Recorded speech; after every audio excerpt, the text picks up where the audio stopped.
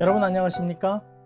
우리 하나님 아버지와 예수 그리스도께로부터 오는 사랑과 진리를 은혜와 긍휼과 평강의 기별로 풀어보는 GMP 성경 이야기 김 목사입니다. 창세기 1장부터 처음 시작해서 하나님이 사랑이시라는 기별들을 하나씩 풀어가고 있습니다. 글로 기록되어 있어서 말투도 진심으로 느끼기 쉽지 않은 그런 성경을 사단이 어둡게 해놓은 상태로 우리가 계속 읽다 보니까 하나님께 대해 오해하는 일들이 참 많았습니다. 하나님이 사랑이시라는 것을 잊어버리고 우리 그냥 생각대로 우리의 기분대로 읽으면 오해가 많이 생기는 것입니다. 그래서 오늘은 또 성경절 한 절 읽고 시작하도록 하겠습니다. 자, 우리 오늘은 노아홍수 두 번째 시간인데요. 첫 번째 읽을 성경절은 제가 이 성경을 이해하는데 가장 염두에 두었던 요한일서 4장 8절에 있는 말씀입니다. 사랑하지 아니하는 자는 하나님을 알지 못하나니 이는 하나님은 사랑이심이라. 지난주 우리는 수많은 사람들이 물에 빠져 죽었다는 그 노아 홍수, 하나님께서 어떻게 이 많은 사람들을 다 죽이셨는데 우리는 하나님을 사랑이라고 믿어야 하는가? 잠시 복습하자면 죄가 여러 대를 거치면서 심각한 죄의 영향을 세상에 끼치고 있었습니다. 성경에는 자세히 기록되지 않았지만 하나님이 사람 지으신 것을 후회를 넘어서 한탄하시고 근심하시는 단계까지 왔다고 말씀을 드렸어요. 사람들이 서로 목숨을 빼앗고 폭력을 행사하는 것이 자랑거리가 되고 그것이 아무런 양심의 가책이 없는 그런 사회가 되어버렸다는 것입니다. 하나님께서 자기 자식들의 죄를 자세히 나열하지 않으시고 그냥 그들을 스스로 잠들게 하지 않으면 안 되는 단계에 이르렀다. 그래서 우리는 하나님이 사랑이시라는 증거를 사람 지으셨음을 한탄하고 근심하셨다. 한탄과 근심의 이야기를 드렸어요. 가슴이 아프고 찢어질 것 같고 막 숨이 헐떡거리고 그런 힘든 단계를 하나님이 겪고 계셨다는 것입니다. 오늘은 성경절들을 좀 많이 읽을 거예요. 지난주에 말씀드렸죠. 우리가 머릿속에 하나님이 사랑이시라는 것, 이것을 염두에 두고 국어만 잘 할 줄 알아도 노아홍수는 하나님의 저주가 아니라 하나님의 큰 슬픔과 사랑이라는 것을 알 수 있다고 말씀드렸습니다. 땅 위에 사람 지으셨음을 한탄하사 마음에 근심하시고 하나님이 너무너무 아프셔서 이제 하나님이 결심을 하십니다. 그 결심이 뭐냐면 이르시되 내가 창조한 사람을 내가 지면에서 쓸어버리되 사람으로부터 가축과 기는 것과 공중의 새까지 그리하리니 이는 내가 그것들을 지었음을 한탄함이니라 하시니라. 여러분 이게 화나신 걸로 보이십니까? 그렇지 않습니다. 여러분 집에서 키우는 아이가 어려서 착했어요. 엄마 아빠에게 굉장히 순종적이었습니다. 그리고 애교도 많이 떨고 스윗한 아이였어요. 그런데 이 아이가 점점 커서 학교를 다니는데 좋지 않은 아이들과 어울려 다니면서 얼굴에 막 이렇게 맞은 자국도 나고 눈빛도 좀 이상해지고 욕하고 침 뱉고 굉장히 폭력성이 강해져요. 그러면 엄마가 기분이 어떻겠습니까? 그리고 이제 엄마한테 와서 자랑합니다. 엄마 오늘 내가 누구를 때렸는데 내가 걔를 이겼다고. 그러면 막 엄마가 그래 잘했어 맞고 다니면 안 된다 그러십니까? 아니죠. 걱정스러운 거예요. 아니다. 그렇게 아이를 때리고 그러면 안 된다. 그럴 땐 선생님께 말씀드리고 뭐 이제 이렇게 얘기를 하겠죠. 그런데 이게 더 나아가서 막 방에 아이가 이렇게 쪽지 같은 걸 썼는데 학교 가면 다 죽여버릴 거다. 막 이러면서 총이 있고 이러면 부모 마음이 어떻겠습니까? 내일 학교 가가지고 무슨 일이 일어날지 모르게 된다면 뭐 총을 숨기든지 아이를 불러놓고 얘기를 하든지 정 그래도 말을 듣지 않으면 어떻게 하겠어요? 경찰에 신고라도 해가지고 그 아이가 신문 일면을 장식하지 않도록 다른 피해자들이 다른 가정에 아픔이 생기지 않도록 부모가 적극적으로 막지 않겠습니까? 이게 하나님이 오랫동안 해온 근심과 한탄을 이야기하는 것입니다. 내가 이 사람을 이제 쓸어버려야 되겠다. 왜요? 너무나 잔인하고 너무나 많이 망가진 것입니다. 내가 창조한 사람 내 손으로 내가 묻어야 될 것 같다. 그 이야기예요. 잘 보세요. 여기 보시면 내용들이 그렇습니다. 내가 창조한 사람부터. 여러분 열받으면 어떻게 해요? 저거 저것들 내가 다 죽여버릴 거야 이렇게 해야 되는데 하나님께서 그런 마음이 없는 거예요. 사람 그리고 사람 가축, 기는 거, 공중의 새. 이게 뭐냐면 창세기 1장에 그 창조할 때 그 아이를 생각해서 만들면서 창조했던 그 설레임이 다 기억나시는 거예요. 어떻게 하다 이렇게까지 됐을까? 죄라는 것이 들어와서 하나님을 떠난 사람의 마음의 상태가 이렇게까지 빨리 타락할 줄 몰랐다는 것입니다. 아, 이제 내가 다 쓸어버려야 되겠다. 이 악이 더 이어져서 정말 불쌍한 사람들이 고통당하는 일을 없게 해야 되겠다. 하나님도 아픈 거예요. 여러분, 이게 정성스럽게 하던 일이 망치게 되면 기분이 좀 그렇죠. 뭐 라면 끓이다 망가진 거는 뭐 금방 에이 뭐 다시 끓이면 되지 이렇게 할 수 있는데, 여러분 이렇게 어떤 사람이 이게 뭐냐면 젠가라는 거예요. 젠가가 뭐냐면 여러분들 이렇게 네모나게 쌓아놓고 하나씩 빼는 거 있죠. 그 젠가라는 걸 가지고 이렇게 멋진 탑을 만들었습니다.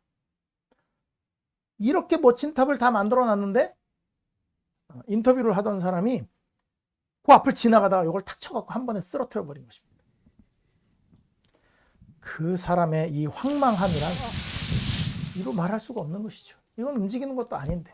그런데 이렇게 막 움직이던 자기 자식 같은 사람들이 다 죽는데 하나님이 기뻐하셨겠다고요? 그렇지 않습니다. 섬세하게 얼마나 신기하게 만들어졌습니까? 그게 궁금하신 분들은 앞으로 돌아가셔서 창조에 관련된 이야기를 보시면 되겠습니다. 아, 하나님이 너무 마음이 아픈 것입니다. 자기 스스로, 자기 손으로 사람들을 죽여야 하는 그 답답함이 이로 말할 수가 없는 것이에요. 창세기 6장 12절엔 이렇게 얘기합니다. 하나님이 보신즉 땅이 부패하였으니 이는 땅의 모든 혈육 있는 자의 행위가 부패함이더라.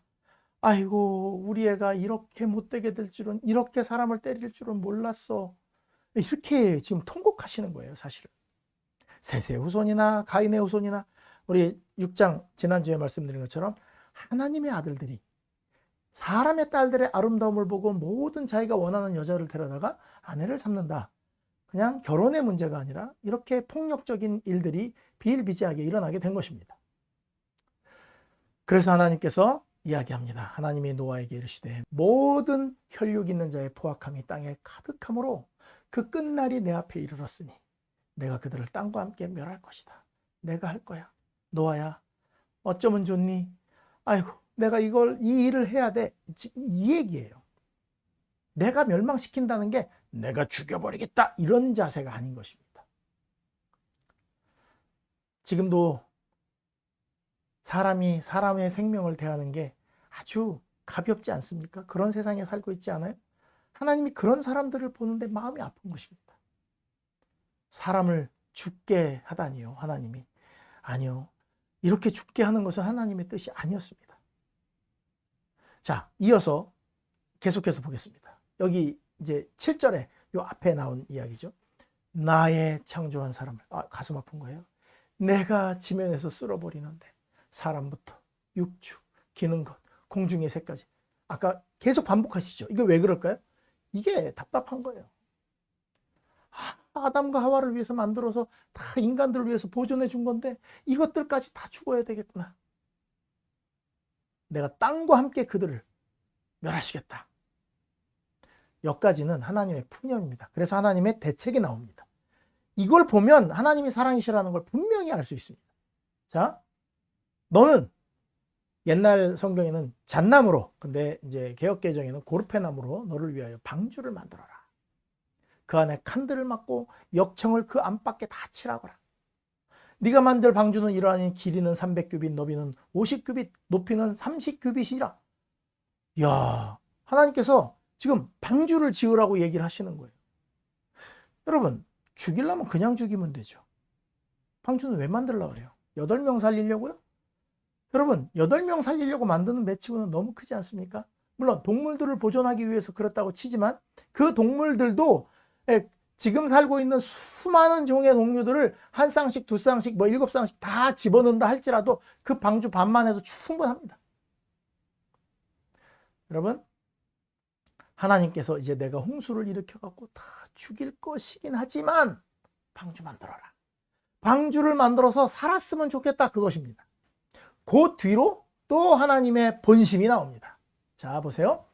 그러나 너와는 내가 내 언약을 세우리니 너는 네 아들들과 내 아내와 내 며느리들과 함께 방주로 들어가고 혈육 있는 모든 생물을 너는 각기 암소 한 쌍씩 방주로 이끌어들여 너와 함께 뭐 하라고요? 생명을 보존하게 하라. 이게 하나님의 본뜻이에요. 생명 보존. 살리고 싶은 거예요. 그래서 방주를 그렇게 크게 지은 것입니다.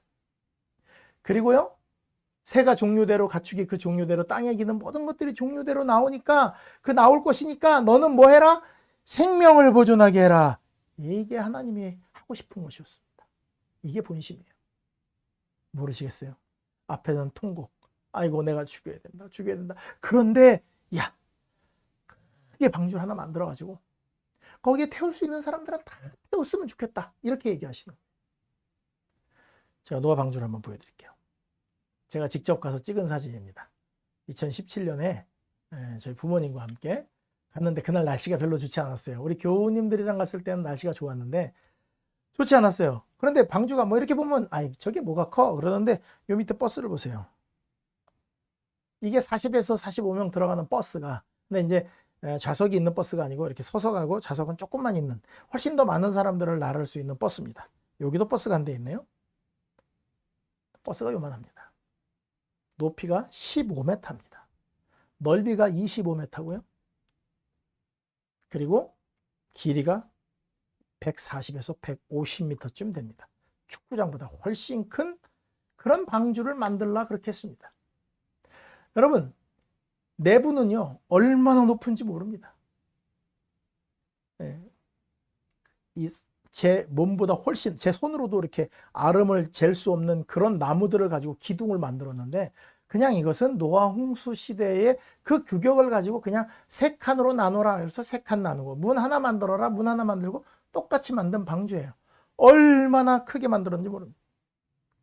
아까 그 버스에 40명에서 45명, 50명 타는데 그런 버스들이 저희 앞에 수도 없이 많이 들어갔습니다. 저희 줄 서고 티켓 끊고 뭐 이제 하니라고. 그런데 들어갔는데 사람을 만나볼 수가 없어요. 얼마나 큰지. 하나님은요, 악인도 멸망하는 것을 즐거워하지 않습니다. 이런 하나님의 심정이, 애타는 마음이 계속해서 창세기 7장, 8장에 계속 기록되어 있는 것입니다. 자, 조금만 읽을게요. 자, 물이 땅에 더욱 넘침에 천하의 높은 산이 다 잠겼다. 이게 그냥 서술하는 게 아니에요. 이걸 하나님의 목소리를 읽는 걸 우리가 들을 수 있다면 하나님의 엄청난 슬픔과 맥빠짐을 우리가 느낄 수 있을 것입니다. 물이 불어서 15규빗이나 오르니 산들이 잠긴지라. 아이고, 아무도 발을 대고 있을 산이 없구나. 그러면서 얘기하십니다. 땅 위에 움직이는 생물들이 다 죽었으니, 이 다가 굉장히 길고 죽었으니에서 푹 한숨이 쉬어지는 거예요. 또 새, 가축, 들짐승, 땅에 기는 모든 것, 그리고 사람, 육지에 있어 그 코에 생명의 기운이 숨쉬고 있는 것들은 다 죽었다. 아이고, 어떻게 이렇게 하는 거예요. 지면의 모든 생물들을 쓸어버리시니 곧 사람과 가축과 기는 것과 공중의 새까지라. 이들은 땅에서 쓸어버림을 당하였으되 오직 노아와 그와 함께 방주에 있던 자들만 남았더라. 다 죽었으니 아이고 어떡해. 코로 숨쉬는 게 다 죽었어. 아휴, 내가 만든 그 날아다니는 새들, 예쁜 색깔을 갖고 있던, 그리고 팔딱팔딱 뛰어다니는 토끼, 사슴, 강아지, 아휴, 내 형상으로 내 손으로 손수 빚어서 만들어서 그냥 코에 입맞춤까지 하면서 생기를 불어넣었던 그 사람들을 다 죽었다. 어떡하니? 이게 그겁니다. 화나신 게 아닙니다. 심판하겠다는 것도 아닙니다. 가슴이 아프시다는 거예요. 그래서 이야기하십니다. 자, 왜냐하면 우리가 하나님이 사랑이시다.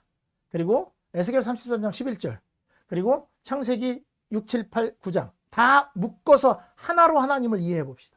자, 주 여호와의 말씀이냐. 나의 삶을 두고 맹세하노니, 나는 누가 죽는 걸 기뻐하지 않는다고요? 악인이 죽는 거 안 기뻐하신다고요. 그래서 악인이 그 길에서 돌이켜서 어떻게 하는 걸 좋아하신다고요? 사는 것을 기뻐하신다고요. 이스라엘 족속들아, 돌이켜라. 너희 악한 길에서 떠나라.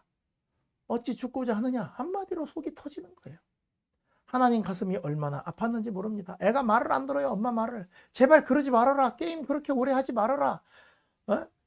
제발 그런 거 좀 그만두고 공부를 좀 하는 게 낫겠다. 네 인생을 위해서. 근데 아이는 그냥 자기 좋아하는 것만 그냥 하는 거예요. 그럼 부모가 잠도 못 자고 그리고 막 나가서 돈 벌겠답니다. 공부 같은 거 필요 없대요. 그럼 어때요? 부모님은 애간장이 녹는 거예요. 하나님이 그러셨어요. 우셨습니다. 많이 우셨습니다. 그래서 우리 목사님들이 설교하시는 것 중에 하나가 요겁니다. 창세기 6장 8절에 있는 말씀입니다. 그러나 노아는 여호와께 은혜를 입었더라. 그러니까 노아를 하나님이 특별히 사랑하셨다 그런 뜻이 아니고요. 킹제임스 버전에 이렇게 보면은 영어로 보나 한국어로 보나 그러나 노아는 주의 눈에서 은혜를 찾았더라. 이걸 이제 이야기하는 것입니다. 노아는 여호와께 은혜를 입었더라. 그 말은 노아는 하나님 말하는 걸 보니까 눈에 눈물이 있더라 이거예요. 눈에 눈물이 있더라 이거예요. 제가 이제 좀 아버지 원하시는 대로 안 자라는 부분들도 있었어요. 뭐 물론 뭐 이렇게 집을 뛰쳐나가 가지고 막 못되게 살고 그러진 않았지만 공부도 열심히 안 하고 놀기를 좋아하고 그리고 아버지가 원하시는 대로 되지 않으니까 우리 아버지가 저한테 그랬어요. 나는 막 이제 혼내시고 난 다음에 너 나가라고 아들 하나 없는 셈 치지 뭐 그랬어요. 그때는 되게 야속했어요. 그게 진짜 어떻게 말을 저렇게 하냐 진짜 나가버릴까 막 이런 생각을 했어요. 제가 아버지가 되고 보니까요. 아니에요. 아들 없으면 못 살아요. 딸도 마찬가지예요. 그 자식이 나가잖아요. 그럼 아버지의 삶은 다 무너지는 거예요. 괜히 그런 말을 했다 그렇게 되는 거예요. 여러분 하나님이 얼마나 많이 우셨는지 아십니까? 사실 창세기 7장 11절에 기쁨의 샘과 하늘의 창이 다 열렸다 그랬는데 그거는 하나님 이 마음속에서 터져버린 눈물이었어요. 하나님은 무서운 분이 아니에요. 성경 절절히 흐르는 하나님의 사랑을 놓치지 마시기 바랍니다. 어쩔 수 없이 죽어가는 죄인들을 그렇게 사랑하시는 하나님의 눈물을 보셔야 되는 거예요. 우리가 아까 하나님의 사랑이신 증거를 방주를 만들라고 했다 이렇게 얘기했잖아요. 크게 만들었잖아요. 어마어마하게 만들었어요. 원하는 사람들 다 탈 수 있었습니다. 그런데 안 탔어요. 그런데 이 방주 얘기를 또 가만히 살펴보면 참 재밌는 이야기가 있습니다. 방주를 영어로 ark라고 하는데 ark라고 하는 이 방주는요. 배처럼 돼가지고 뭐 엔진이 있고 스크류가 있고 방향키가 있어서 자기 마음대로 조절할 수 있는 배가 아니었습니다. 괴짝입니다. 괴짝. 이거랑 똑같은 단어가 어디에 있냐면 모세가 태어났을 때 그 엄마가 갈대 상자를 만들었잖아요. 그 갈대 상자를 만드는 것도 아크입니다. 요게 같은 단어예요. 두 개가. 이 노아 방주나 엄마가 만든 이 갈대 상자나 아크라는 건 똑같아요. 배가 훌륭해서 살아남은 게 아니었습니다. 하나님께서 그들을 지키셨습니다.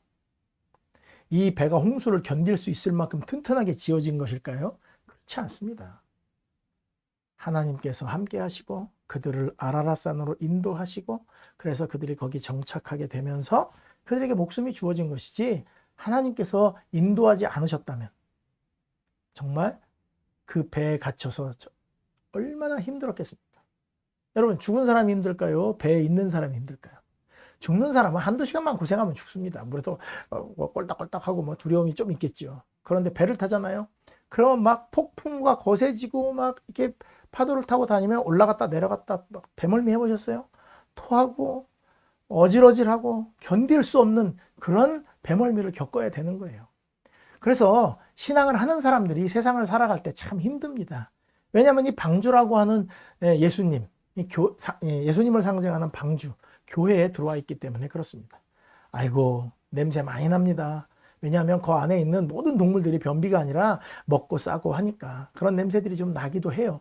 그런데 방주에서 그게 싫다고 방주에서 내리면 죽습니다. 힘들더라도 다 견디고 이겨내야 살 수 있는 것이죠.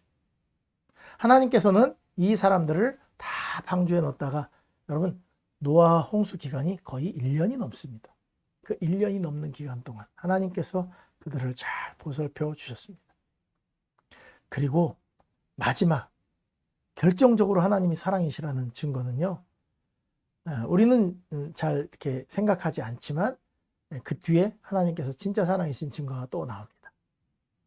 노아와 8식구 다 나왔습니다. 그러니까 하나님께서 그들의 제사를 다 이렇게 흠양하시고 말씀하신 것이 다시는 모든 생물을 홍수로 멸하지 않을 것이다. 그래서 내가 무지개를 구름 속에 두고 너와 나 사이에 언약의 증거로 삼았다 하면서 무지개를 이 땅에 내려주셨습니다. 아니 무지개 준 게 무슨 큰 대단한 일이라고 그렇게 하셨을까요? 여러분 무지개는 솔직히 이렇게 스프레이 가지고 해를 등지고 스프레이만 착 뿌려도 여러분들 그냥 무지개 볼 수 있거든요. 그런데 하나님께서는 무지개를 이 땅에 내려주시면서 내가 너랑 언약을 세우는데 다시는 물로 세상을 멸망시키지 않겠다 이렇게 얘기하셨죠.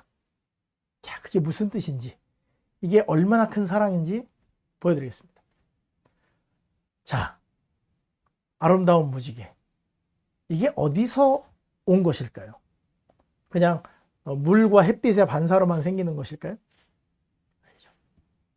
원래 무지개는요 에스겔 1장 28절 하나님의 보좌를 설명하는 막 그래서 뭐 눈 같은 게 있고 바퀴 같은 게 있고 불이 번쩍임 같은 게 있어서 그게 막 돌아가고 사람이 이해할 수 없는 그 하나님의 보좌에 대해서 설명하는 그 자리에 거기에 구름에 있는 무지개 같으니 하고 무지개가 나옵니다. 에스겔 1장 28절에 그리고 계시록 4장 3절에 그 하나님의 보좌에 앉아있는 그 모습 앉으신 이의 모양이 벽옥과 홍보석 같고 또 무지개가 있어 보좌에 둘렸다 이렇게 얘기를 해요. 여러분 이게 뭐냐면요 하나님 보좌에만 있는 무지개를 이 땅에 내려줬다는 게 무슨 뜻일까요? 이게 무슨 뜻이냐면 홍수 후에 나온 노아와 8식구 옛날에는 다 남들이 도와줘가지고 그렇게 살았는데 이제는 도와줄 사람이 아무도 없어요. 자기들끼리 다 만족하고 살아야 됩니다. 그리고 이제 형세도 많이 변했어요. 그래서 너무너무 이제 자기들만 사는 세상에 적응하기 힘든 것입니다. 그런데 아직도 하늘에는 여운이 있어서 먹구름이 이렇게 왔다 갔다 해요. 그러면 노아와 며느리들 그리고 아들들이 얼굴이 파래지는 것입니다. 아이고 이러다가 또 홍수가 내리면 어떡하지? 빗방울만 조금만 후쑥 떨어져도 겁이 나요. 그래서 빡 방주가 정박해 있는 아라랏산으로 도망갑니다. 왜 그래요? 또 홍수가 날까봐. 이걸 지켜보시는 하나님이 참 마음이 아팠던 거예요. 동정과 연민을 금치 못하셨어요. 그래서 하나님이 이 무지개를 주신 것입니다. 이 이야기를 다른 말로는 이렇게 얘기합니다. 시편 29편 10절 여호와께서 홍수 때에 자정하셨으니 여호와께서 영원하도록 왕으로 좌정하시도다. 자기 자식들을 자기가 다 묻으셨잖아요. 에이 지구는 이제 틀렸어. 그게 아니고 온 우주도 돌보셔야 되는 분이 이 죄로 인해 죽은 자식들을 홍수로 묻어버리고 난 다음에 하나님이 자기 보좌를 이 땅에 내려놓으셨다는 것입니다.